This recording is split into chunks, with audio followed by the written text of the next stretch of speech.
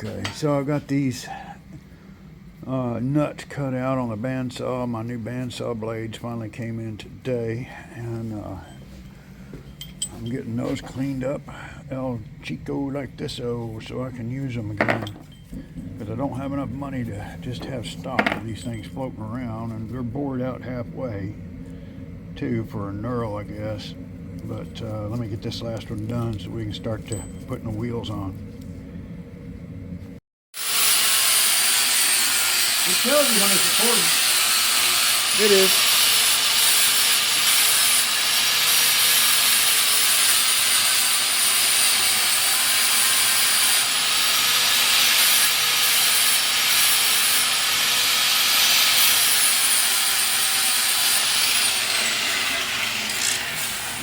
Now I'll take this here.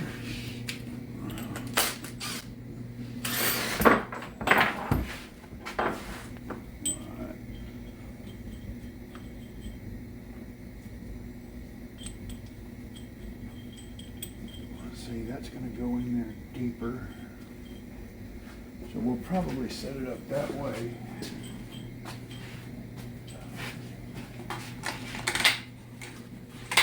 That goes there. We're going to have a spacer, which will go right here.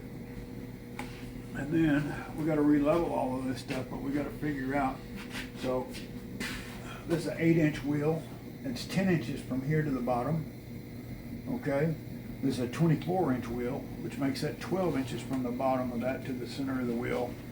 So if that's 10, this is 12, then we need to be 2 inches above the deck for this wheel and that wheel to be level on the bottom. Okay, so let's see, yeah, like this here. Scroll this dog on here.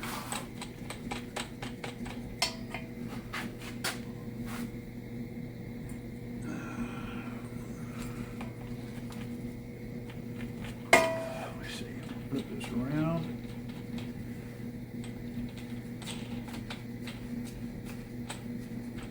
Okay, there's a bottom out situation. But we're going to end up having to put more spacer because we want that bad boy to have on this inside right here about a 1/4 inch of clearance. So the trick here is to getting the wheel at the right height, and then it's got to be level this way and it's got to be level this way. You get one of those off and it's going to look ganky. I thought about kicking the wheels like this so it would have a wider footprint and be a little bit more stable, but it's going to take up more floor space too. So we need to be 2 inches above the deck, which we'll have to mark, and then we got to figure out how to hold this thing in place while we tack weld this nut. And then I'm gonna have to probably put another support in here, whatever. Now we got to do 2 of these too, because the other one's gonna have to be higher, because right now I've got these. Oh, wait a minute, they would have to be lower. Yeah, because I got these on the highest setting right now, so I've got those, and then that's going to drop down. Where's this tape at?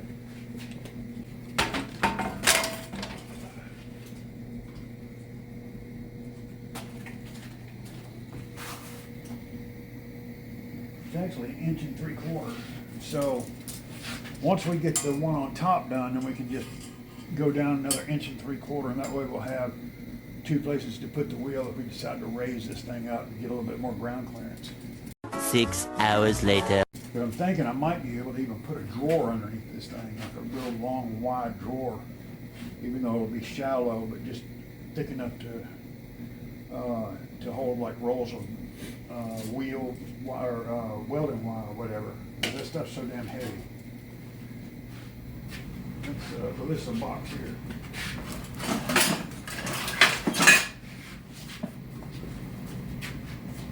See, there'd be plenty of clearance for that. So if we built a drawer like that, you see, and you'd be able to hold, you hold 4 of them in there if you play your cards right.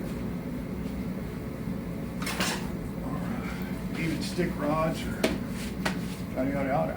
All right, you can cancel that. Let's see if we can get this. Just hit stop. Here's the new Welding Cart 2.0 with drive wheelchair wheels. The bottles go right there. This is a 26 by 30 rectangle base. At 36 inches, there will be another deck up here for the machines. We're going to put the plasma cutter and the Lincoln up here.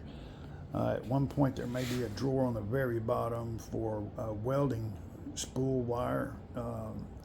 And then there should be a tray here about midpoint. And then I'm going to try to build some metal drawers for things. And then, of course, hooks for all my 4-inch angle grinders all the way around. And maybe even hook up a 220 plug to it and drop off with some 110 duplexes on the front to plug in the grinders. We'll stick around and see how it turns out. I'm utilizing my table here. So I've got this thing set up here where it's 95.5 degrees here and 95.5 degrees here. So I use the edge of the table to square off my tube. So when I have a flat edge to set, to set it on, that'll be all flat. It's a handy little tool if you like to do things a little bit more artistic. When you do it on the table, these holes here fall a couple of inches apart, and you can use that to your advantage. Let's see, 1, 3, 5, 7. So 1, 3, 5, and then I can do the same thing over here. Now this my cart is not 26, it's 24, 22 inches. Dadgum, I keep forgetting. Yep, 22 inches wide, and my footprint right here is 12 inch. I want to build an A-frame style, so it'll just be a little bit more artistic. So right now what I'm going to do is I'm going to cut my center supports. I'm probably going to put one in somewhere right in here. I want to put one in up there below the top right here, and that way I can set my other rectangle on top of that. And I'm going to probably put my quadruplex plug right in here for grinders and accessories and all that stuff. And I can also put a little diamond plate or something on here to make it a little bit more snazzy looking. So let me get this piece over here cut, or these two pieces cut, and get those tacked up. Good morning, jive turkeys. So it's now time to adjust, prepare, and put the top deck on the cart. There's a couple of ways to do this.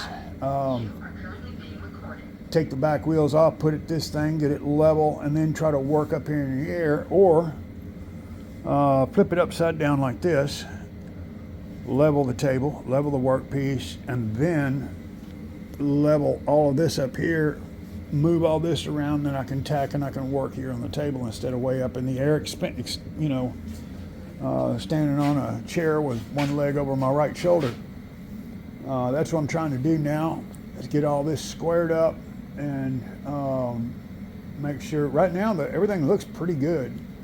We've got to move it around. I'm gonna have to elevate this side, and if y'all remember, I had one of these. Let me think. It's this one that drew in a little bit, so I'm gonna have to tack weld this one probably at about 2 inches, and then I'm gonna have to pull this one out and tack it so it'll hold into place. I think we were 1/8 off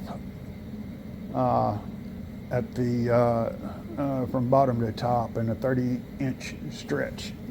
So it's coming together quite quick, quite nicely. I'll be back, let you know what kind of problems I run into next. How to make a man's junk drawer.